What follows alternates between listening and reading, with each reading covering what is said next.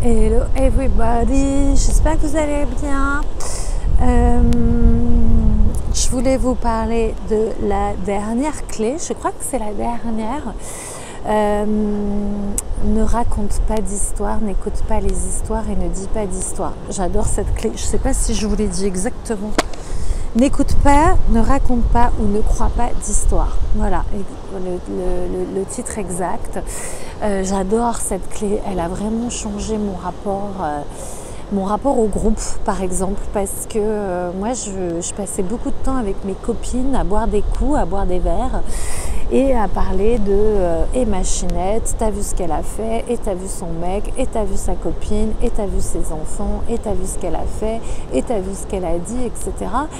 Et en fait, je rentrais chez moi et j'avais mal au ventre, j'étais contractée de partout et je trouvais que j'avais passé une soirée de merde, en gros. Voilà.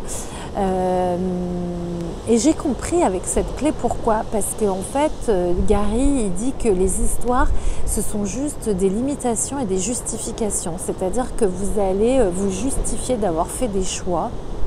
Par exemple, il y a quelqu'un qui va dire oui mais tu comprends, je ne peux pas le quitter, il n'a pas d'argent, il vient de perdre sa mère et il est alcoolique, je ne peux pas l'abandonner. Voilà, ça ce sont des histoires qu'on se raconte à soi-même et aux autres pour rester dans ses limitations. C'est une première chose. Donc on a le droit et puis après c'est le choix de chacun, soit d'avancer en conscience, soit de rester coincé dans ces histoires. Et puis souvent on reste coincé dans une histoire comme ça jusqu'à ce qu'on ait la prise de conscience aussi. Gary il dit tu piges quand tu piges.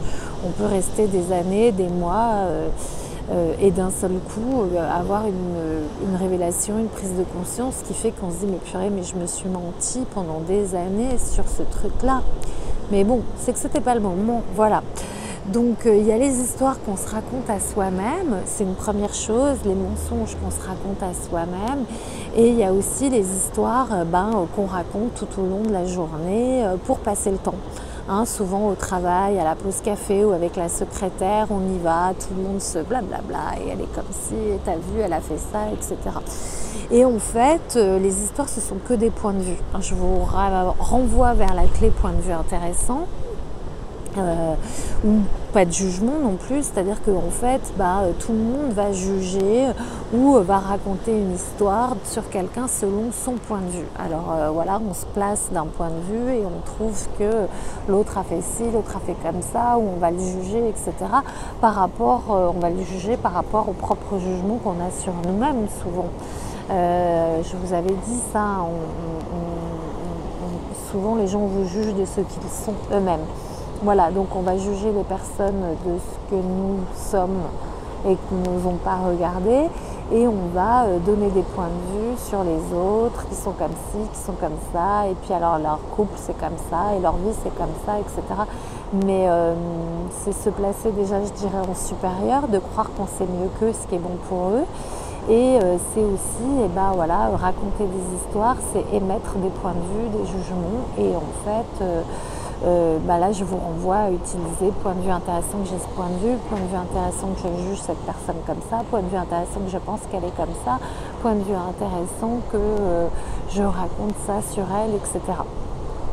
Donc les histoires que se racontent les gens, c'est pour se maintenir dans un état de victime et de limitation. Je regarde si j'oublie quelque chose. Ah oui, et il y a une chose que je voulais vous dire par rapport à ça qui est dans le livre, c'est si vous voyez que quelqu'un se raconte des histoires, ne lui dites pas. Posez-vous la question à chaque fois que vous voulez dire à quelqu'un quelque chose, que vous avez une prise de conscience de la façon dont il fonctionne et que vous aimeriez bien lui dire pour l'aider, est-ce que cette personne est prête à entendre cela? Dites uniquement les choses que les gens sont prêts à entendre. S'ils veulent rester dans leur état de victime, je ne le quitte pas parce que tu comprends, il est alcoolique et il va se retrouver tout seul. Et si la personne elle n'est pas prête à entendre ça, pour le moment, dites oui, c'est vrai, tu as raison, c'est trop dur, c'est trop triste, tu ne peux pas l'abandonner à ce moment-là. Voilà, dire la vérité à quelqu'un, c'est pas forcément lui contribuer et ça peut créer de la séparation et du rejet. Voilà, on le sait bien quand on est trop trop cash et que l'autre ne peut pas le recevoir et que ce n'est pas le moment, voilà, ça ne va pas créer plus grand. Donc posez-vous toujours la question, est-ce que ça va créer plus grand? Et j'ai envie de vous dire aussi, quand vous voyez que les gens racontent des histoires,